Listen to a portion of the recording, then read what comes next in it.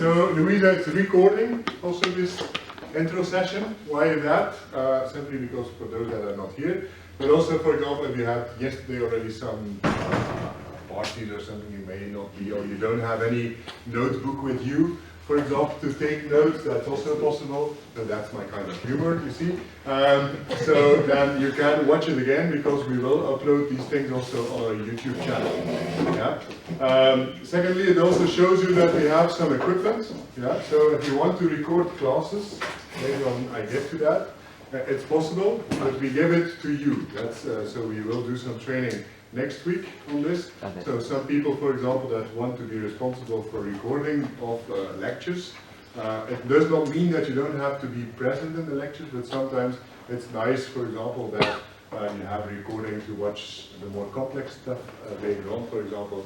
That's possible as well. So that's the kind of equipment, but we have other cameras as well, for example, to record everything. Yeah. Slide. So who is who? Then something on the background and regulations of the master program. Maybe you see it again, student pictures, that's all, and to the building. Okay. Maybe first something on the history of this master program.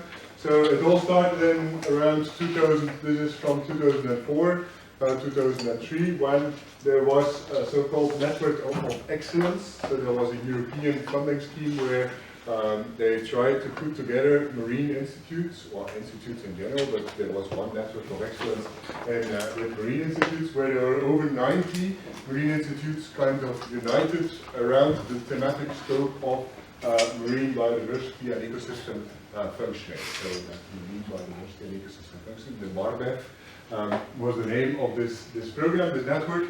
And as typical in these European projects, you always need kind of also a topic on education.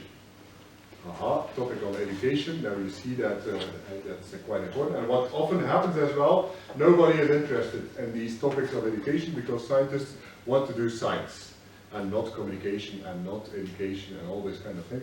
So there was also the good thing that there was potential options to get funding from the European Commission via Erasmus Mundus, yeah, to kind of set up a consortium, to set up a joint program and get some funding.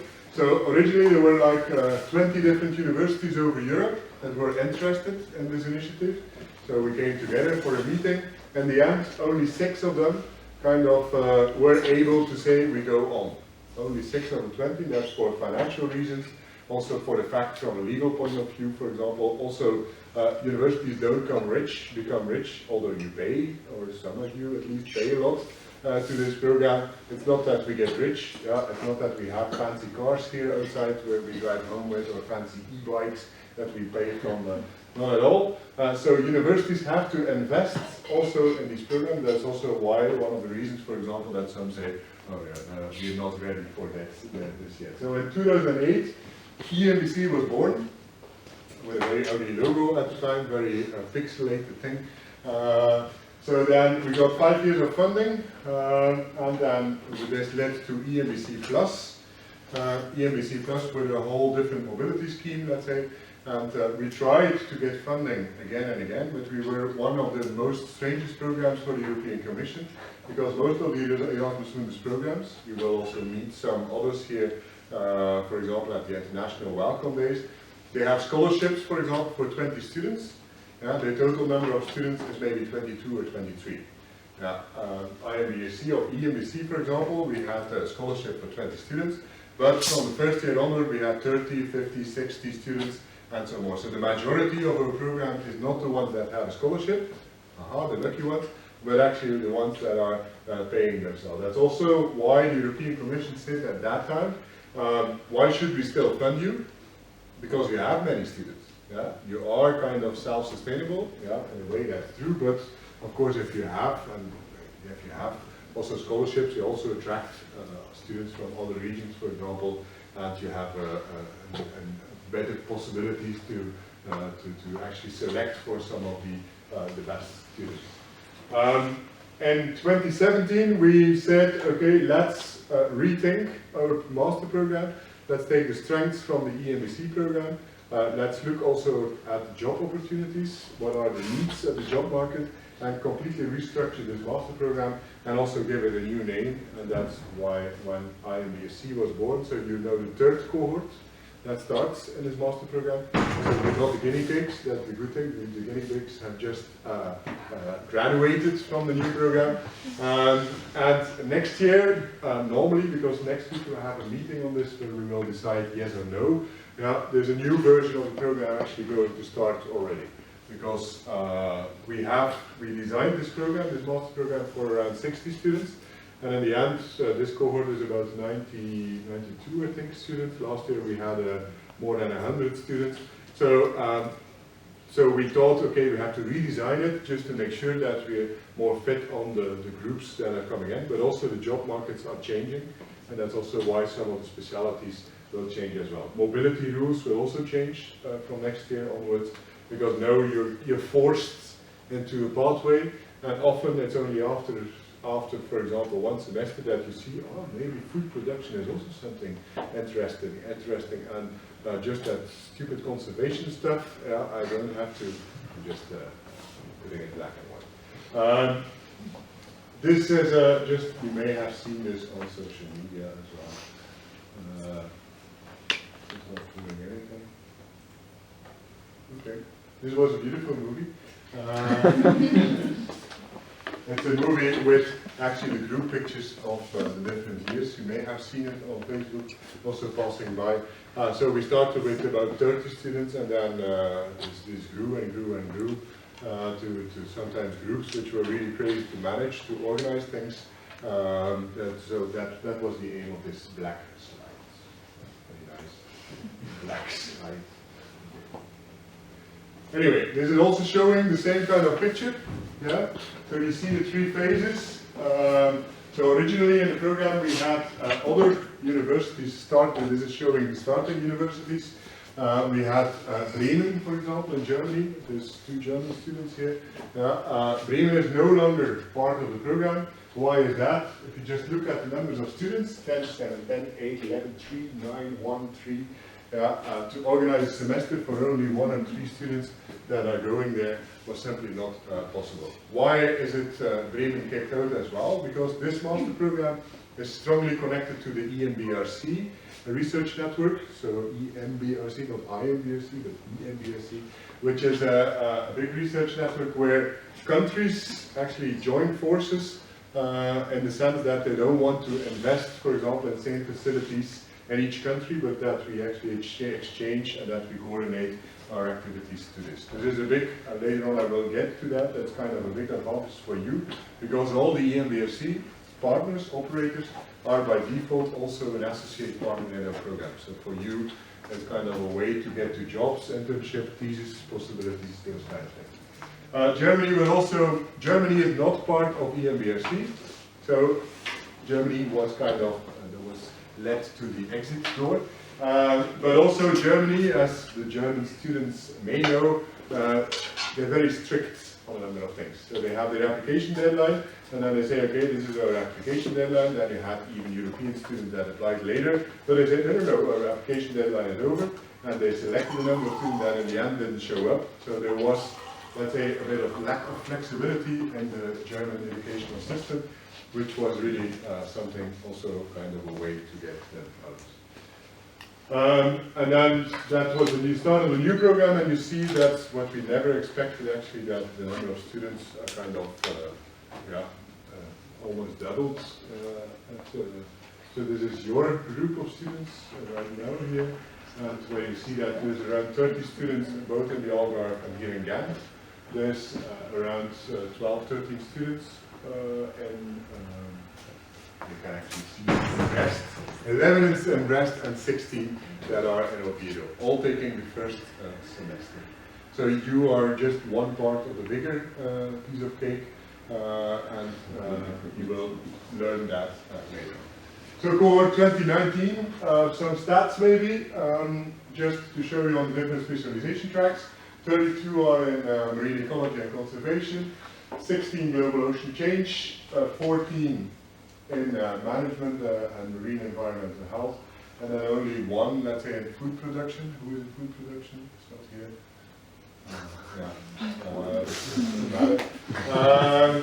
Semester 2 universities, there you see also the distribution of the students. 1 to GMIT, that still, this person still needs to get the message that this won't be feasible because GMIT is not going to organize a full semester for only 1 student, but that's something for later.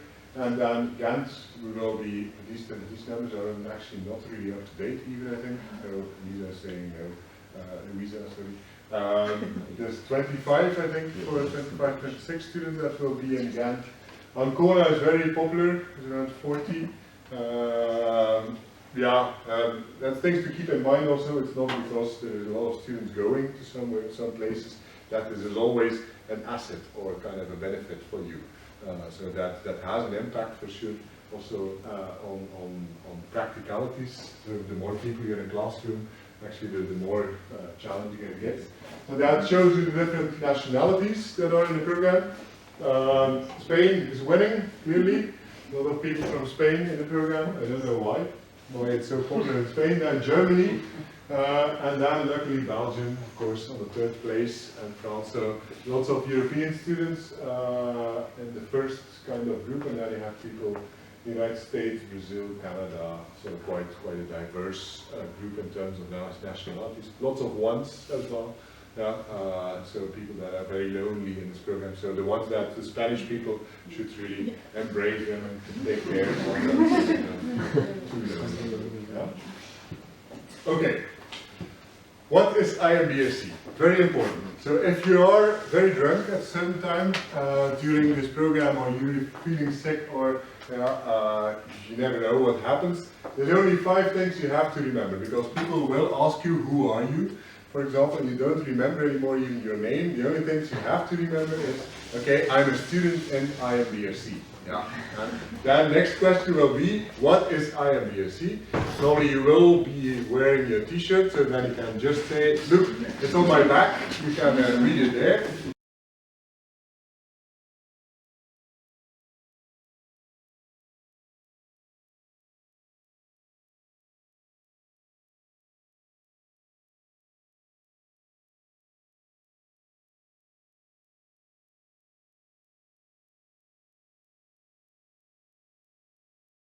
Wearing your t-shirt that day, that can happen, then these are the 5 things you have to remember and always and never forget. First of all, it's a joint international master program, meaning joint, that all the universities that are part of this cohort, or this consortium, agree on all the regulations and all the rules that we have in the whole program, which is crazy, because in Belgium it's really difficult to let 2 universities work together.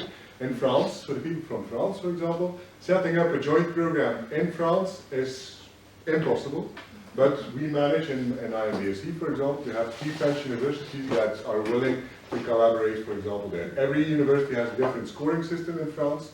It's quite strange to me sometimes how this works. But there are French people, so it's interesting.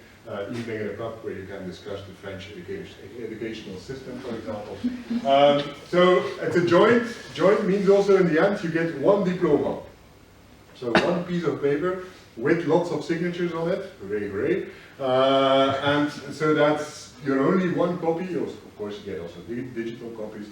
But that's kind of also that universities agree to sign on 1 single piece of paper. It's supported by Erasmus Mundus.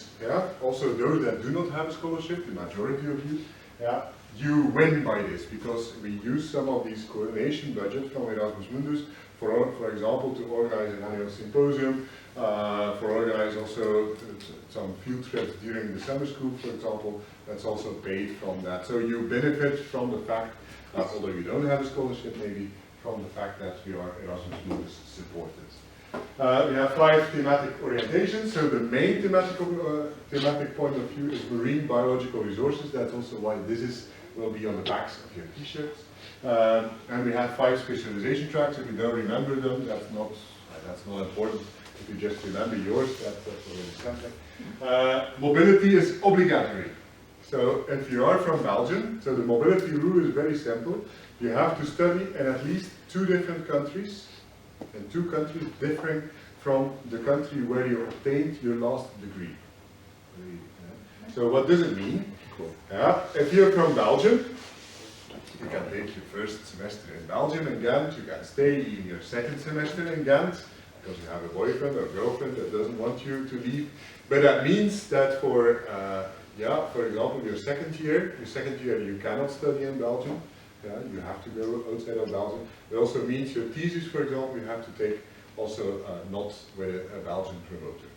So that's the thing you have to. So you have to study, especially for the scholarship students. This is kind of a critical rule. So if you don't accept or don't obey that rule, we even have to stop your scholarship from the European community. So that's so mobility, but mostly people are they want to be more mobile than this, and they often study in 5 or 6 different places, which is completely insane sometimes from a practical point of view, but that's your problem. First question. If you go to another country in the second semester and in the third semester, can you do your master thesis in Belgium again? Well, perfectly possible. Okay. If you're Belgium. So you have to do 2 semesters abroad, basically. Yeah, that's two semesters, or you have to study. Well, if you're from Spain, for example, you come to Ghent. Your last degree was from Spain. Then you can actually stay in Ghent for 3 semesters. And only take a mobility semester, for example, in Galway. That's also possible. And you also have 2 differing from, so Erasmus Mundus, the idea behind, that these are not rules we invented, these are the rules from the European Commission.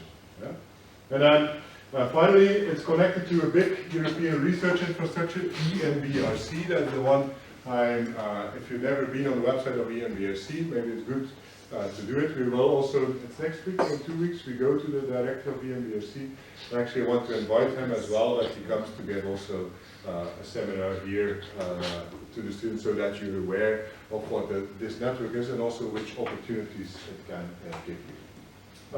These are the partners, which you know by heart already, I think.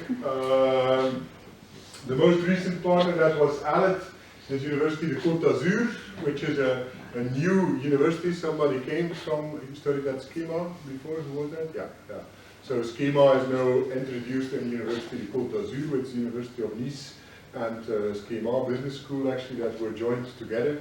It's a very strange structure for French norms, and so, but they also have a joint master degree, or an international master degree, and secondly also they more oriented to business and to business development, so that's why we thought they're an interesting additional partner in this program as well. The other ones you see there, but apart from the main partners, important for you is also all these tiny red dots on the map. So in total we have something like more than 120, I think, something like that, associate partners. These are research institutions, universities, companies, whatever you name it, that have signed an agreement with the program that they will respect our rules, and where you can go, for example, for professional practice or for your master thesis. So that's so you can go all over the world. Later on, for example, I get to more details. For example, if you have a fantastic new university or new company that you want to add to the consortium, there is also possibilities for that. Okay. This master program is a 2-year master program. Important for the Belgians that are used to that spread it over 4 or 5 years, for example. And IMBSC, this is not possible. We sign an agreement with you, where we make an agreement between our full consortium and you as a student, that in 2 years' time, so at the latest September 2022, am I correct? No, 21. 21. 21. 21, okay. We don't want to see you anymore. So that's the end of our collaboration. This is different from many other universities. where you just take a number of credits and you build up your credit program, and you can actually say, okay, take this course in the second year and this one. So IMBRC, simply not possible. First year we follow 60 credits, second year we follow 60 credits, full stop. Yeah. 120 credits for those people that are not from Europe. It's maybe also not bad to explain you what a credit is. Yeah. An ECTS credit means it's kind of a value they give to a course. And normally one credit corresponds to like 20 to 25 hours of work from your side for a good student. So if you have a course of 6 credits, it means actually you will have at least to work like 120 hours in one semester.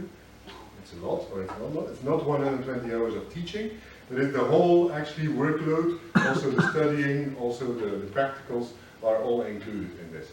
So this is for good students. If you are, for example, you come from a completely different background, and genetics is quite a challenge for you, this can raise up to 30 hours as well per credit. So keep that in mind. This is just kind of an overall average that they use on a European level. And French universities, again, they're strange. These French and UK universities also very strange. There, they like to teach a lot. And they interpret it when they had the Bologna Agreement, where they agreed on that system. They actually told we have to teach like 20 hours if it's so that's why you will have a bigger teaching load, yeah, for a number of credits, so more contact hours, for example, in French universities than in Belgium or in Faro, for example, in Spain, where it's more this kind of technical. Then selection of the courses. Before in EMBC, people had to actually kind of randomly select a course with, while in IMBS it's very simple. Yeah, you are now in Ghent. Yeah, actually you take the 6 courses that are offered. You only have the option on the transferable skills course. Next semester you go, for example, to Oviedo. Voila, that's the package. No options in there. That's the package you have to follow. So related to your mobility, you will have actually the courses that are in there, which makes it from an admin point of view also much more easy to administer. It's only in France, because in the 3rd semester in France you will have there's some small options there to choose between courses. Yeah, but that's more related to where you will be. Okay, specializations. There's 5 specializations that were invented based on an analysis that we did on the job market. So what you see on the right hand side is a scheme that shows, so we did an analysis of job offering sites in different countries, also international job offering sites in the field of marine sciences, marine biology. And what you find there, something very interesting. For example, marine food production, 27% of the jobs are in marine food production, while the number of students in marine food production are very low. That means the people that are in marine food production will for sure have a job immediately after they graduate. Applied marine ecology and conservation, the conservation track. Yeah, there, for example, you see quite a lot of jobs as well, but there is a lot of students also in these tracks. There will be a lot of competition as well. No, this is not the main point, but what we did an analysis. This is the outcome of the analysis. That's also why we decided, okay, make specialization tracks that are related to these job niches as we can define them. So the other 6 courses, also in Algarve, also in Oviedo, also in Brest, they're teaching the same courses. Same courses from a learning outcomes point of view, but of course in the Algarve they will do it in a slightly different way, because they will not talk about the North Sea and as an example, for example, but they will use the Ria Formosa, for example, with local examples, with local field work. Also teachers have ways to do, but once we end up in the summer school, for example, if we talk about marine ecology, for example, the basic concepts, everybody should have gotten the same concepts. You will also feel that, for example, on the basis of, so marine ecology, oceanography, these are more knowledge-based courses, while statistics, GIS, marine genomics, for example, more by doing, understanding what you do. There you will feel, for example, that that there is a difference also between the different universities. We, for example, here in Ghent, in statistics, use of R, for example, we will push a lot on this, that you have to use it and that you have to understand what you're doing, not just ticking a number of boxes and just copy and pasting some lines of code, but you really have to understand it. There is people with different backgrounds also in this group. Some are already quite used to using programming languages. Last year, for example, what we had is that students also gave additional classes to each other. Yeah? Additional classes, for example, an extra thing on, for example, R programming or on GIS, for example. We had students with, maybe there's students with a chemistry background that say oceanography related. Well, I don't mind, for example, to have an extra session. You have lots of free slots, for example, still in this semester. An extra session, for example, on chemical oceanography, just to explain some concept deeper for people that don't understand well. So feel free really to use the diverse backgrounds we have in the group and to do something with it. It may sound very strange though, because for Belgian students this is totally not, you're not used to that we say, okay, feel free, we'll show upstairs, we have a big screen, you can also come and to lean it out. Not to watch movies, for example, but if you really want to give some extra things, discussions, for example, it's always possible. Yeah? Okay, I will join. Oh, that's new. I never had that. Okay, how do we do this?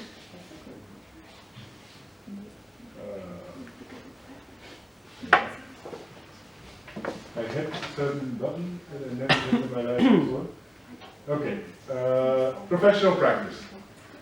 Yeah, so after the first semester which you joined, so in Ghent you will finish your exams somewhere mid-January, mid-January, and then you will move to your first specialization module place.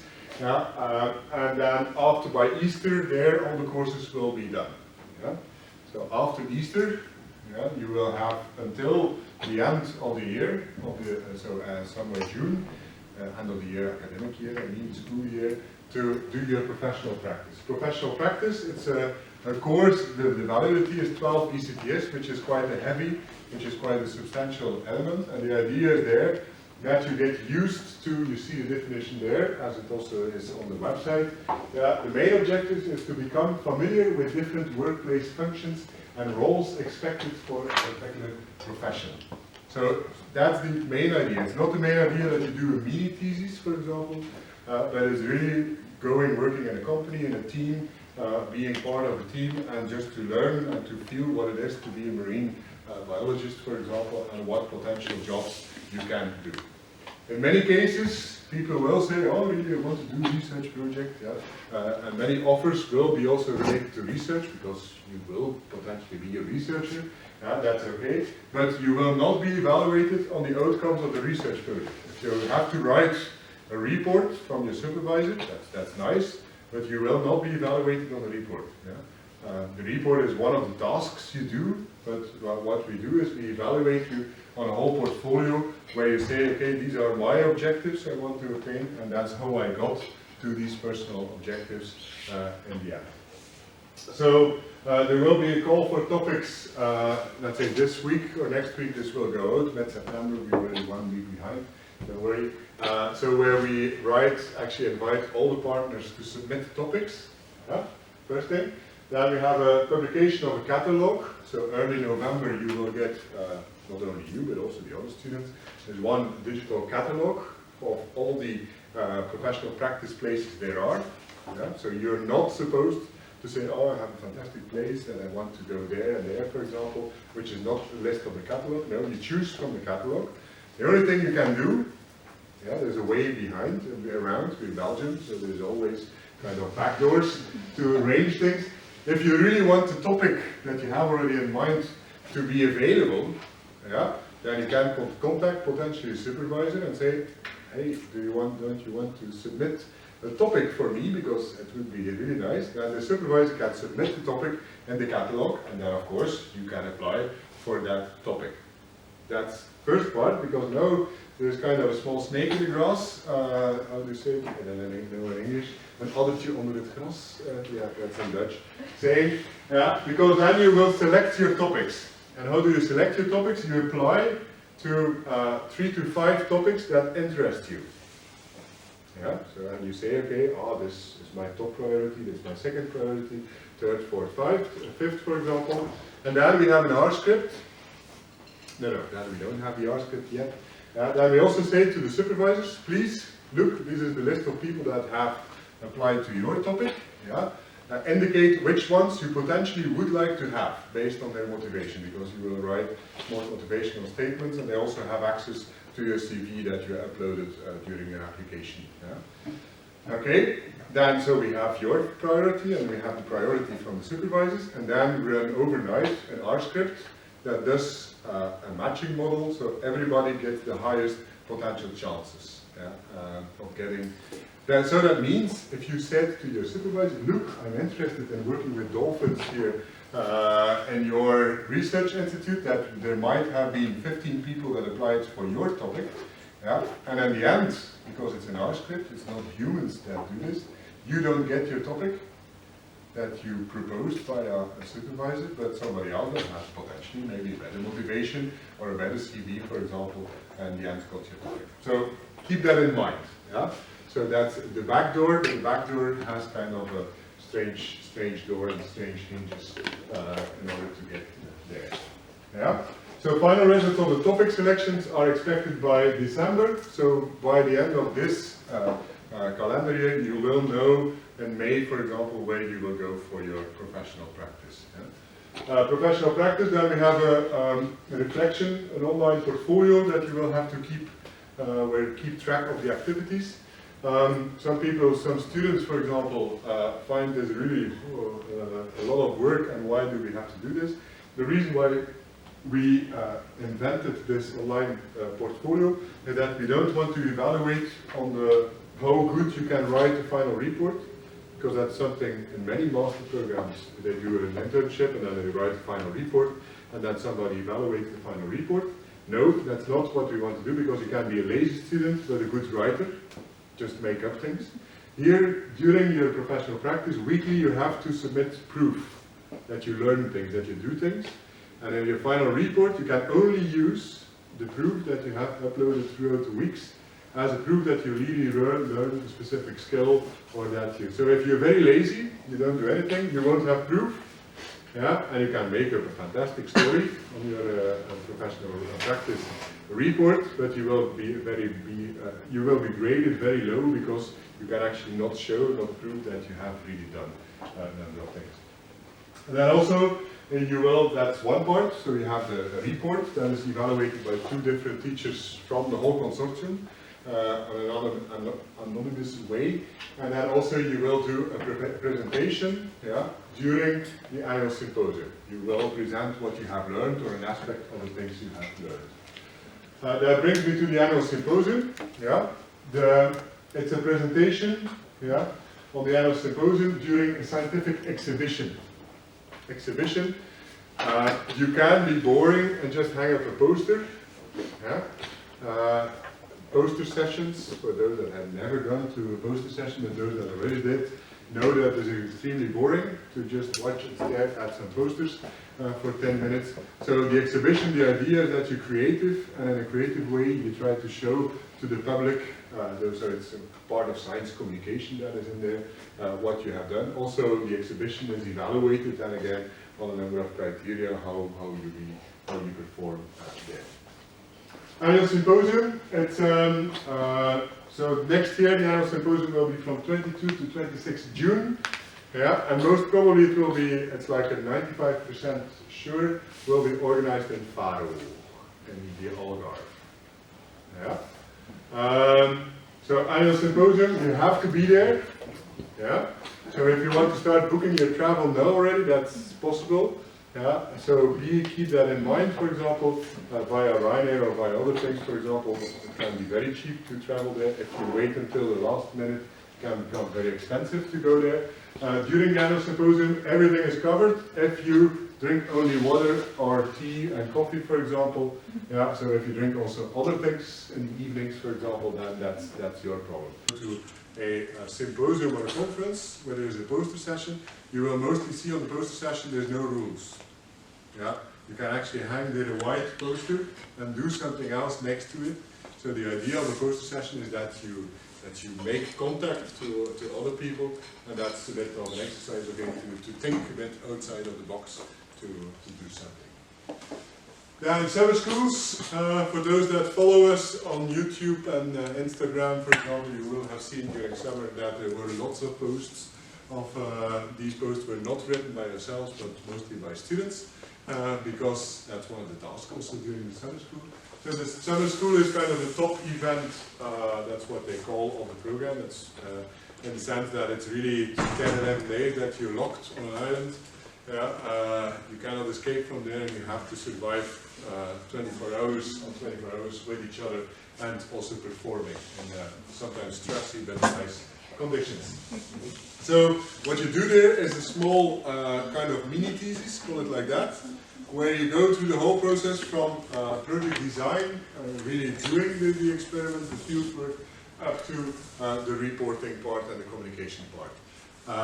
Also the project design, which is quite, for those, for example, that did regular biology in Ghent, you went to Rimereux, some of you, Rimereux, you get a kind of a task, and you do something similar, small time frame. Here you just get a question, and then it's up to you what you do. So you can do the most crazy stuff, or you can, and the teachers are only there to guide you if you need them. So in theory, teachers can just the whole day sitting there and drinking coffee, and that's okay. And typical examples is that, okay, your team says, okay, we want to go in the field tomorrow at 9 o'clock, and you need a teacher to go in the field, because that's obligatory from an insurance point of view. Then your teacher at 9 o'clock will stand there. He's ready to go. If you didn't take jars or you didn't take labels, all that kind of stuff, you say, we want to take 100 sediment samples today. The teacher will say, okay, that's good. Are you sure you will manage? Are you sure? And then, so the whole thing is the thing also, you can make mistakes. And it's learning by doing that, some practical things, and it's really funny sometimes to say mistakes happening every year, but it's that's the whole idea of this summer school. We use exactly the same grading criteria as for your master thesis. So your reports that you write are graded in exactly the same way, the same criteria, same forms as your master thesis, so you get used to what are the different aspects, how it is graded, because for some people it's a shock. Because the reports, for example, you get a 14 out of 20, and then French teachers say, really good, 14 out of 20, on the basis of the criteria, because discussion is much more kind of has a bigger value than, for example, results. But results, everybody just puts in results, but the discussion is people are tired by the end of the school, and that's kind of the minor part, so that's why they're graded. So it's getting used to the whole thesis. So that's some pictures, but if you just watch on YouTube the movies, for example, the movie documentaries that are made, that gives you a good feeling of what the aim is. There's 2 editions. To be confirmed, you see the dates there already. This presentation will be uploaded, don't worry. To be confirmed still, depending, for example, where you go. So later on there will be a selection mechanism. So, which is decided after the mobility for the year 2 students, because those that go to Norway, they are obliged to go to the first summer school, because in Norway we start already teaching around the 10th, 15th of August. So that's why. So from the summer school, they immediately go to Bergen for actually the start of the semester. It will again be in Tjärnö in Sweden, and later on we will explain you how we can get there. So it's doable. We managed already for 6 years to get people there. These are typical topics. It's not really important. And then science communication. Just have a look tonight, for example, if you can't get to sleep, for example, to the nice movie documentaries that were made. Not all movie documentaries are online, simply because some were too bad as well. And then we don't want to put them online. So that's also happening. So you can actually see a team number 1, for example, team 1, 2, 3. If you see 1, 2, 3, 5, 7, then you know that team 4 made really an awful movie. Awful from the point of maybe it's a nice movie, but it's not a documentary. So from a program point of view, we decided to not put some online. Okay. Then next year, next orange block is the thesis preparation course. It's an online course that you will be different. Some will be in Galway, some will be in France, some will be in where else can you be? Going. Galway, yeah. Where else? Faro? Yeah. Faro as well. Yeah. So physically you're not together. Yeah, but still you have to take one course, which is kind of an online course that runs over the whole semester, where you do a number of activities related to your master thesis. On the train, my daughter said that I had to put this a bit skew, yeah, and she was sitting next to me, because their teachers in the secondary school also do some animation and then so I was there on that side. That's why I put it a bit skew. And I told her I will tell you that. Anyway, I will, maybe Louisa, you can, because Louisa is right now working on the online course that will start for the previous cohort, early October. So just a few words maybe on that. So the preparation course, it will take, it's everything online, but you will be separate, as Tim already said.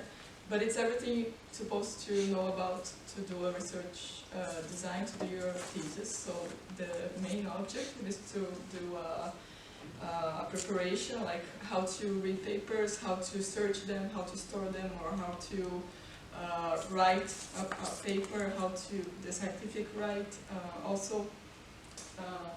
So we have the research design, everything you need before, how to do a schedule, like to prepare, like I'm gonna do this in this period of time and that. Then we have a project management part, which is a little bit more advanced, maybe more for the future, but it can also be very useful in the way you write and the way you think to how to plan a project.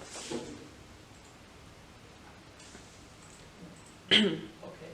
Then we have the data part, which is more how to keep the data, how to obtain them, how to collect, how to, if you need to know something about policy, something you need to, I don't know, if you're testing with animals, if you need to do something to, say, the part of, like, animal welfare, yeah, something like that. And also, then the part of the communication. When you finish what you're going to do with it, how you write it, and also the science communication, which is now more present than ever, like how do you do a post, a Twitter, or you do a blog, or stuff more like that, even podcasts, so how to communicate your science, and it's open. So yeah, that's it, pretty much. Yeah. So that's for next year. Yeah. In case you, of course, get to next year. And then by June, yeah, your thesis, and you present your thesis during the annual symposium. That's the regulation. Then it fits within the 30 ECTS. In some exceptional cases, we have also people that submit their thesis only in August. We have also a submission thesis period in August. The strange thing in IMBSC is that you have the thesis evaluated 75% is on the report, and 25% is on your presentation. And all students, even if you did not submit your thesis, you all have to present during the annual symposium. And there you get already 25% of your thesis grade. We have some prizes for best student, prizes for best thesis, for example. You're only eligible for those prizes if you submit in June. So if you submit in August, and you have an excellent thesis, it's a pity. So keep in mind that you finish your master's program. That should be the aim by June 2021. How do you select the thesis topic? I already said it now. Come in, IMBSC. Yeah, hello. Yeah. So how do you select the thesis topic? Not so difficult. That's something for the start of the next semester. You will, or there will be a catalog of research lines, so you have a bit of an idea of what kind of research people are doing at several institutions. Or you can also design something yourself. Yeah? At one of the partners, you can say, oh, I will get in touch and I will do a thesis. I want to do a thesis on deep sea. There was somebody that really wanted to do something on deep sea. For example, yeah, that won't be a problem because he will be in touch with maybe some in Faro or in Porto, for example, or in Oviedo or somewhere else, and you negotiate the topic with a potential supervisor. The deadline there is by May, yeah, or June, depending. Later on you get this in more detail. Yeah, you really have to submit your topic because it has to be approved. So this year again, we had like 10–50% of all the topics were not approved. Yeah, and students have to work on kind of fine-tuning data availability. There's the legal aspects, as Louisa mentioned, for example, that there's problems, people that want to do, there's one student that wants to do an experiment with heavy metals feeding plastics and all kinds of toxins to seahorses, and see what the impact is, let's say, an accumulation in tissue. It means he has to kill seahorses, he has to do, but it's a vertebrate, so it means as soon as it's a vertebrate, even in the country where you do your thesis, so it's a European master program, it means you have to respect animal welfare regulations, and that student has to work on this together with his promoter. So that's typical things. It's mostly on these things. Mostly it's not the topic, but it's on these aspects. Okay. That's all the orange blocks I went through. Next part is grading. Yeah, that's the boring part because you all have to get also grades. Maybe the advantage thing is that all the orange blocks are counting for like 75% of the total program, and these are kind of done in a more joint way.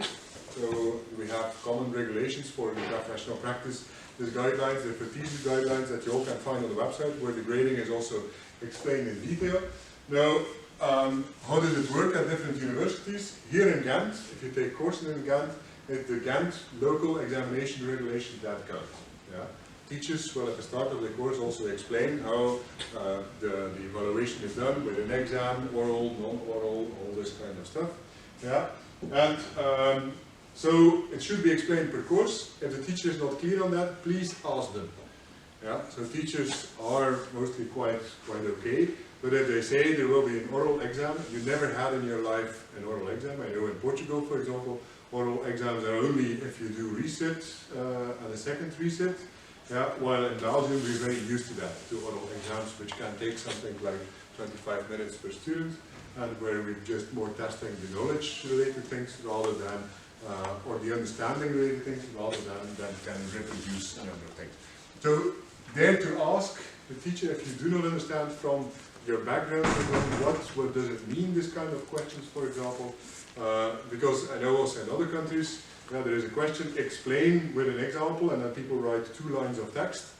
Yeah, that can be from where you came from enough as an answer, while here, for example, the teacher may expect you to write kind of 2 pages on a certain subject. So it's good to really be clear on what they expect from you.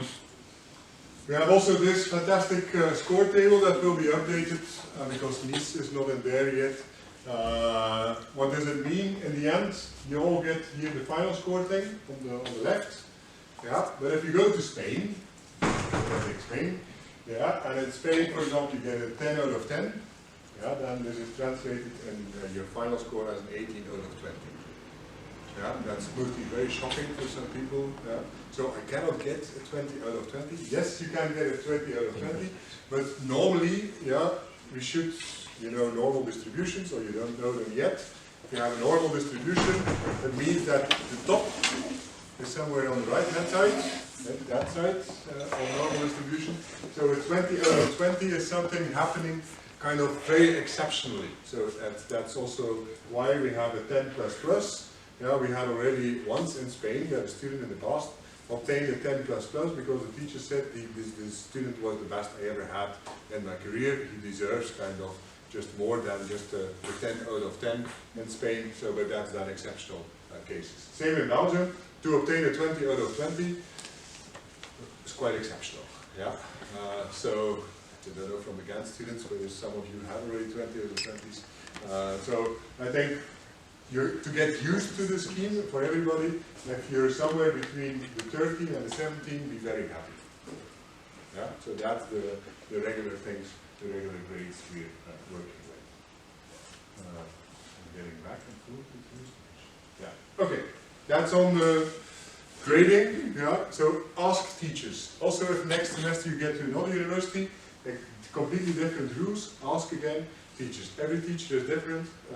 Don't be afraid to really be clear on this. Some of you may have gone through the IMBSC Compass online thing, so there was also information on these kind of habits in there, because we felt really that this is kind of a critical issue in order to get good grades. Okay, how do you communicate with us?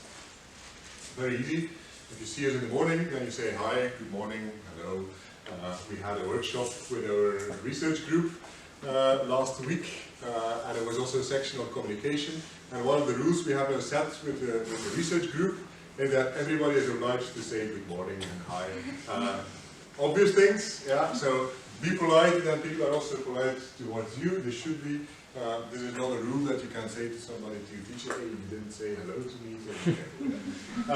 Phones, yeah, there's the phone number of the office, the coordination office, which should be on your cell phone if you need us. And there's also an emergency phone number, yeah, that's my phone number, my mobile number. You all have my mobile number, no problem. And you can use that for cases of emergency. Cases of emergency, every year I have 3-4 phone calls that are emergency cases. If it's not an emergency case, I will clearly tell you that this is not considered as an emergency case, which also happens every year. Yeah, so if you are too drunk, for example, after the party, you can't get to home anymore, and this is the only phone number that is on the first thing, for example, in your phone, yeah, this is not emergency. I will not consider it as valid. But last year we had, or 2 years ago, we had a student with heart problems, for example. Yeah, that's an emergency case where we give them some advices on insurances you have to contact. So even in the middle of the night, if I don't pick up, then you will be called back as soon as possible. Yeah? If you go to the International Welcome Days tomorrow, yeah, I strongly advise you to go there. You will also get the emergency numbers of the university. So the overall, so also important to look at those. We use Google Meet a lot for board meetings, for video conferences, so that's one as well. We have board meetings, that's also, that's later on I get to that, because we have a student board, yeah, a student board over the whole program, where you sit together before every board meeting of the program, so where you can discuss student issues that are brought down on the overall program board. Also for this, we still need a volunteer or people that are really interested in taking some responsibility for the program. Then everybody has an IBSC email address. You all used it already by now. You logged into it. Yeah, because from now on, this is also the way we will communicate with you. No longer with your personal email accounts, but only with your IMBSC email account. So activate it. If you don't know, if you did not do yet, yeah, come very discreetly to one of us, yeah, to tell this, so we can reset your password and make sure you can use it. Yeah. If you're registered to Ghent University, you also have the Ghent email address. Yeah, and probably next semester, if you go to Oviedo, you will get an Oviedo email address. Very nice. And advice is on all these email addresses, you can put a forward, yeah, so that if a message ends up there, it's forwarded to your IMBSC email address. Do this. Yeah, just do this, because it's the most efficient way to do it. Also, we will keep your IMBSC addresses alive even after you have graduated. So that's, and there will be messages from alumni activities or whatever from Ghent University, at least you will still be able to receive them.